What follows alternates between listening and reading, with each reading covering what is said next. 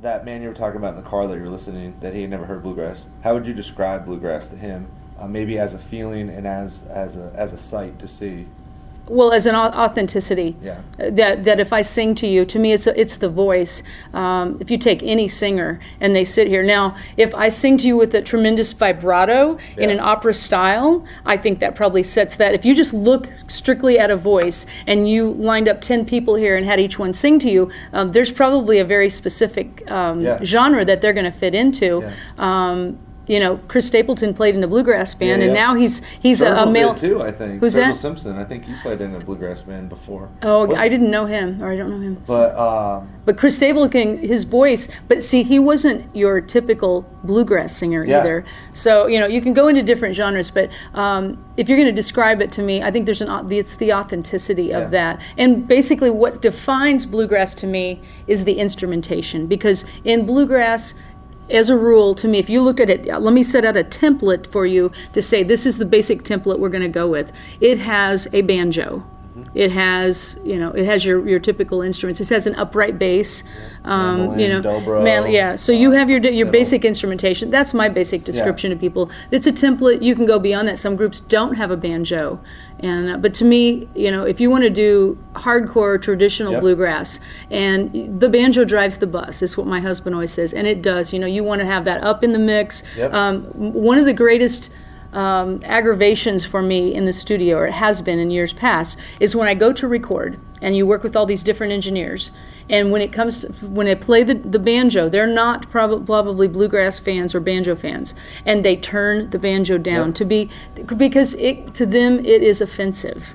And to me, it is pure joy. Agreed. So it is whatever you're listening, who's listening to it, and what their take is on that, I guess. Well, you started out in bluegrass as a young girl, and you've spent most of your life in this industry. What does bluegrass and being a performer mean to you these days?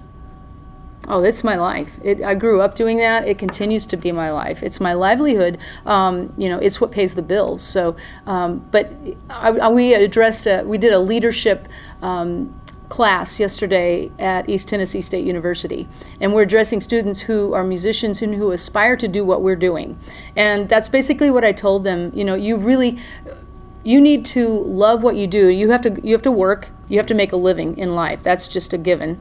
So whatever you do, make sure you love it. So if you're gonna do this, you first of all have to love the music and the passion for the music. And it's something every person that I travel with, they would play music no matter what, whether we're paid, no matter where we are, no matter what band, no matter where they are in life. There are musicians who are going to play music, whether it's at the nursing home or whether it's here tonight. Yep. When I went into journalism, this is another industry where it's very haphazard of where you're going to land. Right. And I told people when I said I wanted to be a writer that with anything in the creative arts, writing music, painting, whatever, that you have to have that conversation early on, that hell or high water, this is what I'm doing. And once you have that and agree to that in your own mind, everything else is a bonus almost. Right.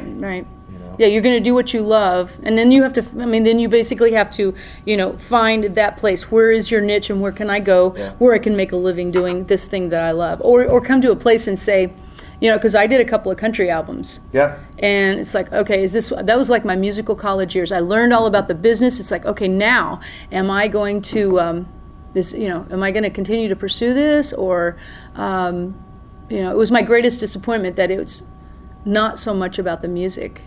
It's really it's a product on a shelf, and that's basically what it is. Yeah, and everything you can get to it really comes down to a product. It's like they don't really care anything about you. They don't really care that you want to develop as an artist or that you have a passion for it. It's all, you're nothing but a product, and that was so disappointing to me. So I came out of that and put my first band together, and it's like, wow. Now, it almost seemed like I shouldn't do it because it was so natural and I was happy doing it. Yeah. Like they say, the art of the painter or the sculptor, they feel like they have to be suffering through something in order to do this or to deserve this. And bluegrass, I guess, is a lot like that too. I saw a guy and he plays locally, and he goes, he said, it only cost me $8,000 to play bluegrass last year. It's like, what? Well, that's the thing. It's like, it goes back to what we were saying before. It's real. It's authentic. That the emotion coming through that microphone and through those instruments is whatever that person was going through that day, that week, that year, everything up to that point in their life. And that's what I think shakes the audience in such an intimate way that no other genre can really touch. Maybe jazz, because jazz really is an emotional thing coming through there. But when I look at bluegrass, it's that honesty that you are up there and you didn't go into this thinking you're going to make $1 million. You went into this because you loved it. Right. What's it like when you're up there? What goes through your head when the band's chugging along like a team of horses and everything's clicking? Where do you go? What are you thinking? What are you feeling? We don't use a set list, so I'm thinking about the next song, and I'm reading the audience, what it is that they're responding to, and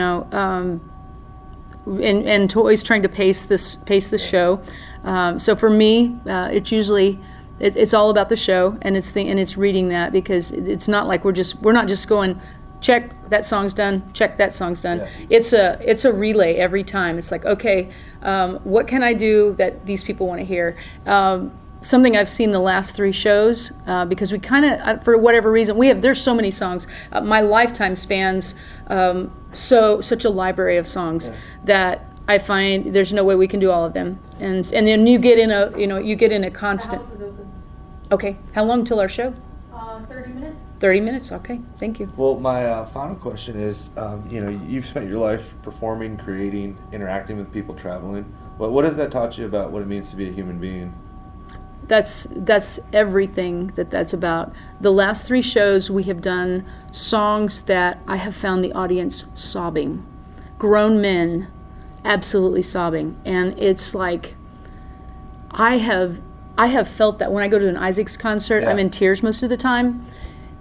And for some reason, and we do songs that affect people, I know, but it really hit home to me in the last 3 shows that we are doing a song that when I see people are wiping their eyes, it's like, oh my word. I mean, I'm getting goosebumps just thinking about this, that you can affect their life so deeply. And just by singing a song that, I mean, we've sang many times, but you don't know what this person has been through before they get to the show. About that connection. Right. And a lot of times I'll go to a movie and, that's kind of my break. And I feel like there's not another trouble in the world. Yeah. I'm just at this movie and I'm taking in this movie and I'm in this movie, watching this and living this with these people. And I think I've just now realized that when people come to a show, because a lot of times you can get hung up on, I'm so nervous, oh my goodness, and it all becomes about you. And it's like, this is not about me at all. This is about them. And I mean, I guess I always knew that and I always enjoyed that. But I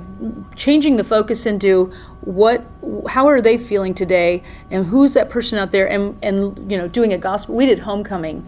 And then Josh has a history with substance abuse and alcoholism, and he is, and I don't know how many years sober now, but he has a song that's on his new CD called Sweet Little Boy, and we did that yesterday for these students, and there was not a dry eye in that. I mean, this is a very intimate setting, and a lot of times, I mean, I guess you really can affect somebody there.